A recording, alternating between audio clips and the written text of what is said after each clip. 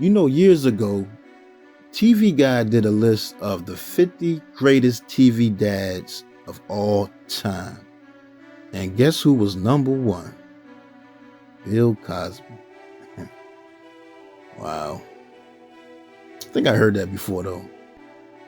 He's America's greatest dad. But anyway, out of those 50 dads, right, only 6 of them were black that made that TV Guide list. Like I said, you had Bill Cosby, who played Cliff Huxtable on The Cosby Show at number 1. He was ranked number 1. You had Damon Wayans, who played Michael Kyle on the show My Wife and Kids, ranked at number 27. You had Red Fox, who played Fred Sanford on the show Sanford and Son, ranked at number 42. You had Sherman Hemsley, who played George Jefferson on the show The Jeffersons, ranked at number 44. You had Bernie Mac for his show, The Bernie Mac Show. He was ranked number 47. Now, in between that though, right, there's one more dad, and he was ranked number 34 on that list, and that's James Avery, who played Philip Banks on the show The Fresh Prince of Bel-Air. Uncle Phil, that's what I call him on any show he appears on. I call him Uncle Phil. That's what I know him as. Out of those dads, man, I can say I'd rather live with Philip Banks as my father or uncle. He was the judge. He was living in the mansion. Seemed like they had it good over there. Carl Winslow from Family Matters should have been on that list too, but he wasn't included. But that's another story. But Uncle Phil, even rapper J. Cole made a song called No Role Models, to which he said, "First things first, rest in peace, Uncle Phil, for real. You the only father that I ever knew." It's crazy, right? Because look, a lot of kids grew up with no father in their household, and that's the thing. That's the thing about celebrities, man. You're going to be a role model to people, whether you like it or not. I know some celebrities they like to say that's the parents' job to be the role model, but some kids don't got parents, man. So, but anyway, look, Will Smith said some of the greatest lessons in acting, living, and being a respectable human being came through James Avery. He said every young man needs an Uncle Phil. Wow. Joseph Marcel, who played the family butler Jeffrey on the show, said James Avery was a gentle giant and strove to present an Uncle Phil that everybody wishes was their uncle. And what he has done for television, for African Americans on television, is unsurpassable. He was a mentor to all of them on the show, even calling Karen Parson, who played Hillary Banks on the show, his real daughter, outside of work. He was a classically trained actor and a poet, 6'4" in height and over 300 pounds, and one of the most intelligent, versatile actors to ever hit the screen. Plus one of the best voice actors. Let's get into his story, right? Look, James Avery was born November 27th, 1945 in Suffolk, Virginia. Now, his parents were never actually together, so his mother raised him as a single parent, and shortly after he was born, they moved to Atlantic City, New Jersey.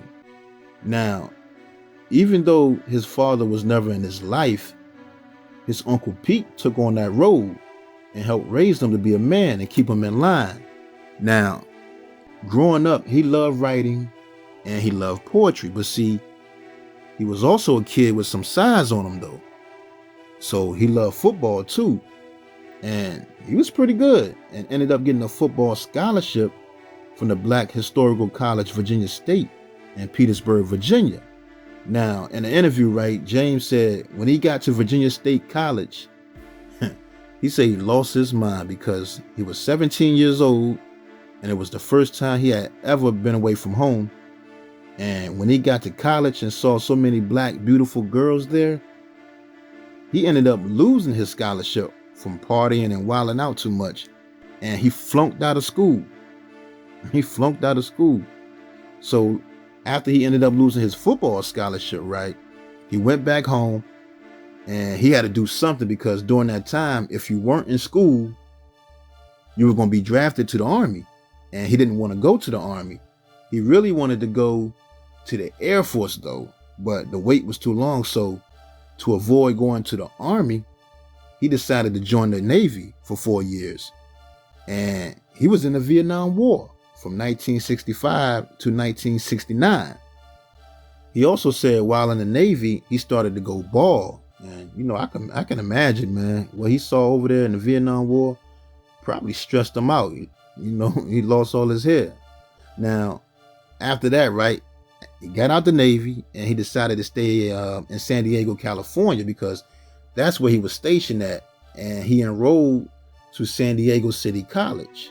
Now, while he was there, right, he made a lot of friends that had the same interests as him, which was art and poetry. And they would go to shows and perform poetry. But, you know, don't get it twisted now. James Avery said when he got out of the military, it was the hippie days. And him and his friends did a lot of drugs and stuff too.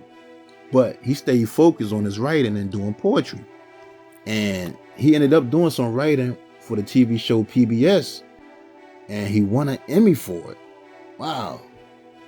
When he won that Emmy for writing them TV scripts for PBS, he ended up getting a scholarship to the University of California, San Diego, which led to him attending Thurgood Marshall College, which is part of the University of California, San Diego 6-college system. Now, as far as his acting career goes during that time, right, he wasn't really into that at that time. But see, his girlfriend was. And one day, one of his teachers at his college asked him to audition for a role, which was the role of God in the stage play called JB, written by a poet named Archibald MacLeish. And he tried out for it and he got the part. And then he just kept doing plays and he went on to do some Shakespeare plays and everything. And he started to like it. He started to like the act. After that, he graduated and earned his bachelor's degree in drama and literature and was ready to take acting serious. And he started auditioning for movie roles and he landed a spot in the Blues Brothers. He was in the scene with Ray Charles at the diner. He was one of the dancers in that scene. And then he got in the movie called The Stuntman. And then he was in Fletch with Chevy Chase. Then he started landing roles in a bunch of stuff, man. I'm gonna run down some of the stuff he was in during that time. He had roles on The Jeffersons, Hill Street Blues, Webster, The A-Team, Dukes of Hazzard, Dallas, Cagney and Lacey, Amen, and many more. And then he got into the voice acting. And he ended up with the role of Kilowatt on The Real Ghostbusters. And he was the voice of Junkyard Dog in Hulk Hogan's Rock and Wrestling. But here's the crazy part that blew my mind though. He was the voice, James Avery was the voice of Shredder in the Ninja Turtles cartoon for the first 7 seasons. Wow. That's crazy. I never knew that, man. Look, I had went back and listened to Shredder and I was like, yeah, that's him. I used to love the Teenage Mutant Ninja Turtles. That's crazy though. But the biggest role he landed was in 1990 as Philip Banks, better known as Uncle Phil on The Fresh Prince of Bel-Air. And you know, I still watch that show till this day. You know, Will Smith said in an interview that he learned all his acting from James because you got to remember, right? This was the first time that Will Smith had ever acted. Quincy Jones and Benny Medina, they really wanted Kid and Play for The Fresh Prince of Bel-Air at the time. But they had turned it down because something about the cartoon, the Kid and Play cartoon, they didn't want to lose the cartoon or something like that. So they turned that role down. So they asked Will Smith and that's how he got the role, even though he never acted before. But they put him around some veteran actors because see, James Avery, right? James Avery was a Shakespearean actor. He was a voice actor. He could do it all. You couldn't ask for a better teacher. Because look at Will Smith's acting career now. He's considered one of the greatest actors of all time. And he owes that to James Avery. But they also put around him Alfonso Ribeiro, who played Carlton on the show, because he's been acting since a little kid. And Alfonso Ribeiro was the one that told Will to use his real name, Will Smith, too. He said, use your real name because everyone will call you that for the rest of your life. Tatiana Ali, who played Ashley Banks, also been acting as a child. She was on the Sesame Street at 6 years old back in '85. Janet Hubert, who played Aunt Vivian, was a trained actor. She sang and she was a dancer. But you see, look, James Avery, though, was the one that told him to take acting serious. Don't come up in there all that rap stuff. You got to be an actor if you're going to act. Because he didn't like that rap music. James didn't like rap music. He loved jazz music. But he wanted Will to master that acting craft. And he would push him so he could be the best. Just like that episode, right? What's that episode? Papa's Got a Brand New Excuse. When Will breaks down crying over his dad. Look, Will Smith said he had practiced his lines perfect all week.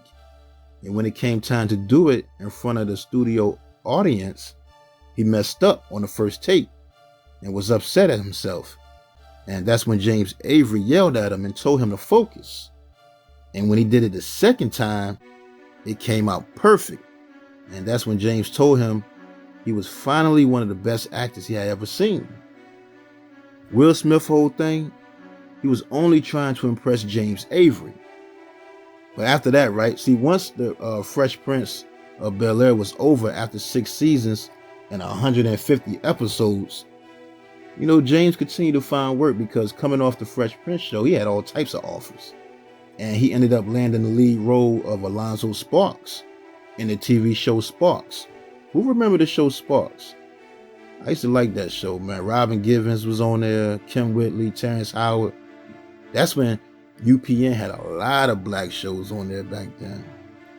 I mean, after that, man, this man, James, was in a lot of stuff over his 30-year acting career. He had roles in the shows on That 70s Show, NYPD Blue, Star Trek, Enterprise, Grey's Anatomy, The Closer. He was in the movie Who's Your Caddy? I mean, a lot of stuff, man. Plus, he was doing a lot of voice acting, too. But after the Fresh Prince of Bel-Air was over, James, he remained friends with the whole cast, man. All the cast members, man. But he was really close to Joseph Marcel, who played Jeffrey, because, like James, he was a Shakespearean actor, too. He's from London. And he lived with James for over 10 years back and forth. But later on in life, James Avery started to have a lot of health problems from his weight, diabetic, the foods he ate. He also smoked cigarettes. And a lot of the problems he had landed him in a wheelchair. And on December 31st, 2013, New Year's Eve, James Avery died following complications from open heart surgery. They say he suffered from several medical problems like severe coronary heart disease, as well as end-stage kidney disease and type 2 diabetes. Now, according to Joseph Marcel, Jeffrey, who played on The Fresh Prince, right? He said a while back he knew something was wrong with James when he went to his house and he heard him talking to himself, but he was just mumbling words and the words wasn't making any sense. And he knew that was strange for James because he was so smart and he always knew what he was talking about. And that's when he called James' wife, Barbara, and they rushed him to the hospital. But that was a while back when that had happened. So, at the end of the day, James had a lot of health issues, man. So, sad, man. He will truly be missed. He will truly be missed. The whole cast got back together for a reunion on HBO. The whole Fresh Prince of Bel-Air cast got back together for a reunion, and it was very emotional, especially because James Avery wasn't there. He was the glue to that whole fictional family. But, it was also good to see that Will and Janet Hubert squashed their beef because they haven't talked in 27 years. Wow. And they also did a reboot of the Fresh Prince of Bel-Air. They call this one I think it's called Bel-Air. They got some new actors, so it's a bunch of new actors in there and everything. So y'all make sure y'all check that out when y'all get a chance. But as far as me, I'm still looking at the old reruns whenever I get a chance, man. It's my show right there. I grew up on that show, man. And make sure y'all support the James Avery Scholarship, which helps African American students studying performing arts at UC San Diego. And make sure y'all support the James Avery Memorial Scholarship that his family and friends set up. Truly be missed, man. He was 68 years old. Rest in peace to one of the greatest TV dads ever, James Avery.